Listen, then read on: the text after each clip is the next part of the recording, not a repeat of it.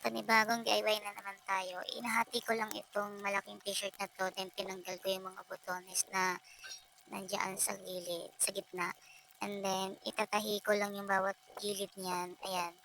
Tapos tira lang natin ng konti para sa parang bingal kumbaga sa Bisaya. After niyan, lalagyan natin siya ng garter, o 'di ba napakaganda ng kinalabasan after siya nalagyan ng garter.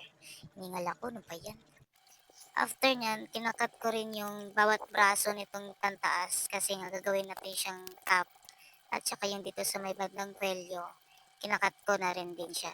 Anyway, yung ating ano diyan sa likod, pinalitan ko rin siya ng ibang tali, yung mas malaki at saka kasing ng kulay niyan.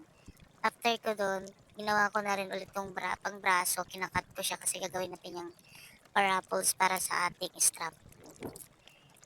Kakat lang natin yan sila parehas. Ayan, bilis lang oh.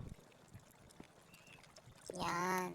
After ko siyang i-cut, cut ko rin ulit yung isa para sa ating strap. Parehas din silang ikakat para maganda rin siya tingnan. Same lang din naman ang paggawa. Nahingal ako na ba yan? Tapos ko siyang naikat lahat, ganyan, itatahi mo siya ng pagganyan. O charan, ganyan na siya. Yan yung ating strap. Ilalagay natin siya dito. Ayan. Yan, di ba? Parang may butterfly lang sa taas. Parapples. Yan lang naman siya, then itatahi na, tapos itatahi din siya ulit. Ayan. Yan, di ba? Oh, di ba sobrang cute ng ating nagawa? Easy lang naman siya gawin. O, diba? Charan, ikot-ikot, ikot-ikot konti.